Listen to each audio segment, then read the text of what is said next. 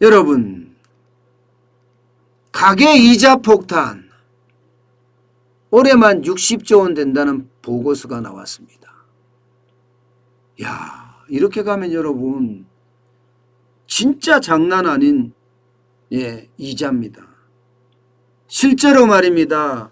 한국투자증권에서 분석한 보고서에 따르면요, 올해 가계의 이자 부담액은 59조 4천억이라고 밝혔습니다. 59조 4천억 원이라는 건 여러분 결코 적은 숫자가 아닙니다. 엄청나게 지금 늘어난 수치예요. 물론 이 59조 4천억 원이라는 것은 어떻게 일어났나 하면요, 올 10월이나 11월에 기준금리를 0.5% 인상을 한다고 가정을 했을 때, 그리고 내년에도 0.5% 정도 올린다고 가정을 했을 때 내년까지도 추계를 했습니다. 그러면서 말입니다, 정부의 가계대출 증가율 목표치가 정부는 뭐 6%라고 하고 내년에 5%라고 하지만 실질적으로는요, 현장에서는 한 9% 올라갈 거다, 이렇게 가정을 했고요. 내년 추산치는 5%를 가정을 했습니다. 그렇게 가정을 했을 때 지금 올해 가계의 이자 부담액이 59조 4천억 원이라는 뜻이에요. 여러분, 59조 4천억 원이면요, 작년에 재난지원금이라고 해서 엄청 뿌려댔잖아요. 추가경정예산 엄청 만들어서 말입니다.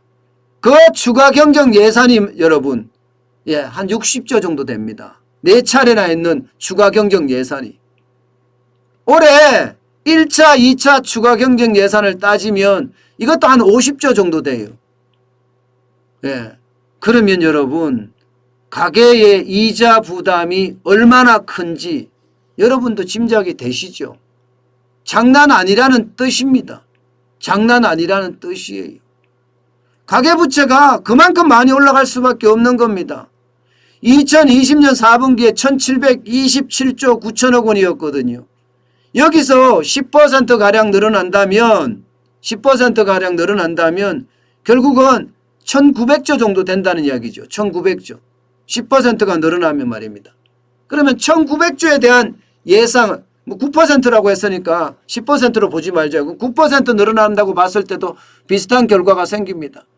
그러면 진짜 올해 가계부채에 대한 부담액이 당장 말입니다, 59조 4천억 원이라는 엄청난 숫자가 나옵니다. 여러분, 문제는요, 내년이에요. 내년에는 가계부채 추정치가 66조예요. 올해보다가 6조 6천억 원 정도 늘어난 수치입니다. 이렇게 늘어났을 때 가계가 감당할 수 있을까요? 게다가 금리는 계속 인상하는 추세예요. 올 1월만 하더라도 3년 만기 국고채 금리가 0.936이었습니다만 연중 최저치입니다. 지금 10월 현재 연중 최고치까지 올라갔습니다. 1.719까지 올라갔습니다. 그러면 지금 부담은 점점 커진다는 거잖아요. 여러분, 2018년에 60조가 넘었을 때 그때도 걱정을 많이들 했습니다. 60조 4천억 원이 될 때. 그때는 이자가 셌잖아요. 그죠? 이자가. 지금은 그때보다 이자가 낮으니까 이때보다가 위험하다고 생각하지 않지만, 문제는 2018년은 경제가 잘 돌아갔어요. 경제가. 그러나 지금 2021년은 경제가 바닥이 무너졌어요. 2022년도 마찬가지입니다. 쉽게 회복되기가 어렵습니다. 진짜 어렵습니다. 그런 상태에서 금리는 금리대로 올라가고 부채는 부채대로 늘어나고 이렇게 됐을 때 과연 이자 폭탄을 감당할 수 있을까요? 60조가 아니라 66조를 감당하기란 더 힘들 겁니다. 더 힘들 거예요. 결국 말입니다, 여러분. 이 가계부채에 대한 이야기가 이렇게 계속 나오는 걸 보면 말입니다. 결국 우리는 예, 홍남기 경제부총리가 이야기했던 것처럼 회색 코뿔소. 이 가계부채가 회색 코뿔소다. 부채가 위험이라는 게 뻔히 보이는데 지금 가계가 소비가 안 된다고 해서 계속 퍼줘야 된다. 이런 논리가 작동이 된다는 뜻이에요. 그런데 그런 논리가 계속 작동이 되면 나라 경제가 무너질 수 있다는 그런 결론까지 나오게 됩니다. 결국 말입니다, 여러분. 빚으로 지은 집이 되는 거 아니에요. 빚으로 지은 집. 빚으로 지은 집은요, 모래성과 다름이 없습니다. 저는 그 빚으로 지은 집이 언제든 붕괴될 수 있다고 생각을 합니다. 실제로 말입니다. 예. 이번에 새로 선임된 박기영 신임 검통위원도 예. 고성범 위원보다가 더 매파입니다. 예.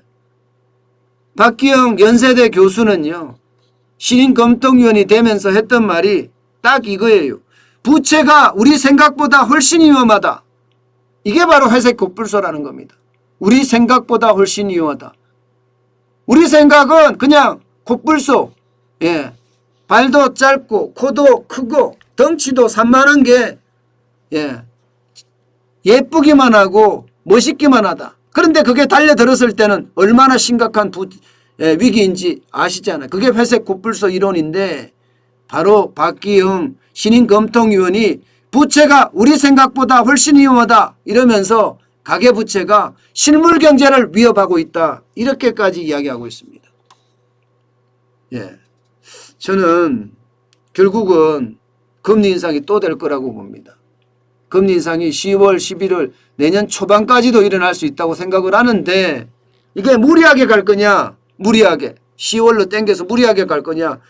아니면 11월 달로 가서 좀 천천히 갈 거냐? 이건 좀 더 생각을 해봐야 되지만 분명한 것은 말입니다. 분명한 것은 올해 내로 0.25%의 금리를 더 인상을 해서 기준금리가 0.75%를 유지하고 있는데 이게 1%까지 올라가지 않겠느냐 이렇게 저는 분석을 합니다. 그만큼 말입니다. 지금 금리에 대한 부분은 가계에 부담이 되더라도 예, 지금 금리는 인상을 한다. 그렇게 되면 가계들도 곡소리 날 수밖에 없습니다.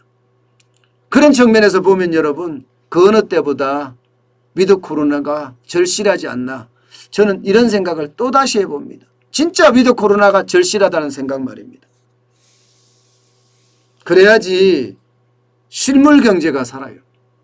지금 실물 경제가 죽으면 그 이후에 오는 그 충격은요. 어느 누구도 감당하지 못합니다. 어느 누구도. 게다가 실물 경제는 한번 무너지잖아요. 회복하는데 시간이 많이 걸려요. 말처럼 금방 실물 경제가 회복되지가 않습니다. 자영업자 부채 생각을 해보세요. 자영업자 부채가 아무리 적어도 1억을 넘어선 사람들이 태반인데 1억을 벌려고 그러면요. 장사가 잘 된다고 하더라도 3년이에요. 3년. 장사가 좀 못되면 5년까지도 갈 수 있습니다. 그것도 위드 코로나를 해서 예, 정상적으로 일상 회복이 됐을 때를 말하는 거예요. 그렇다면 예, 우리 경제도 참 지금 쉽지 않다. 예, 이런 결론이 생기는 겁니다. 어쨌든 제일 중요한 것은 여기서 말입니다. 금리 인상을 한다. 여기에 방점을 두고 여러분들이 대비를 해야 된다. 이런 얘기입니다.